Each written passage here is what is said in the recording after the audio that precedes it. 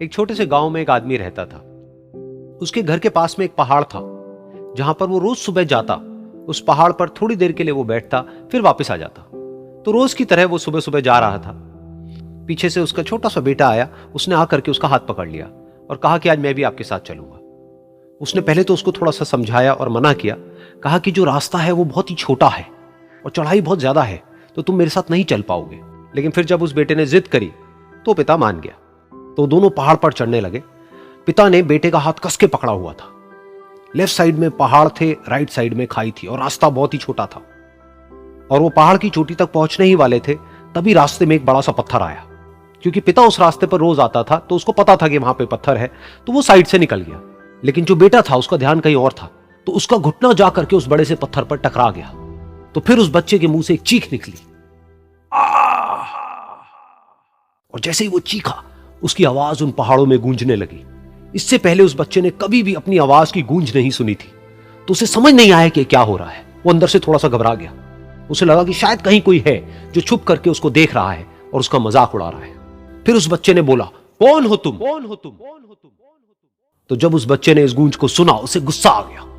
उसे लगा कि कौन है ये जो मेरा मजाक उड़ाए चले जा रहा है। फिर उसने गुस्से से कहा, मैं तुम्हें छोड़ूंगा नहीं। और फिर जैसे ही उसने इस गूंज को सुना, वो घबरा गया। उसके पिता समझ गए थे कि क्या हो रहा है। उसने अपने पिता का हाथ कस के पकड़ लिया और उनसे पूछा, कौन है ये जो मुझे इतना तंग कर रहा है? कौन है ये जो मुझे इतना डरा रहा है? तो उसके पिता थोड़ा सा मुस्कुराए और उन्होंने खाई की तरफ देखा और जोर से बोला, मैं तुमसे बहुत प्यार करता हूं।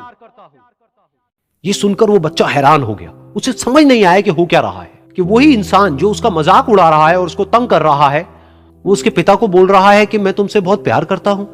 तो उसके पिता ने अपने बेटे को देखा और वो समझ गए कि उसके मन में क्या चल रहा है। और फिर दोबारा उन्होंने बोला, तुम बहुत अच्छे हो।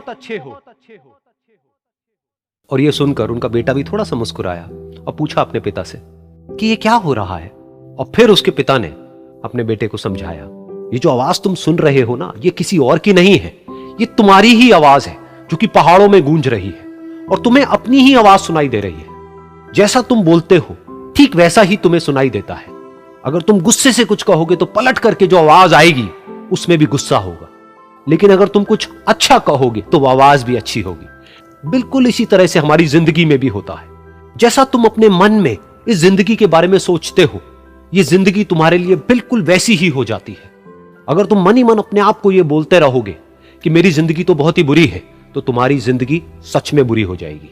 और अगर तुम अपनी जिंदगी से प्यार करोगे तो तुम्हारी जिंदगी भी तुमसे प्यार करेगी। ये बात उस बच्चे के दिमाग में घर कर गई और फिर वो दोनों उस पहाड़ की चोटी पर गए।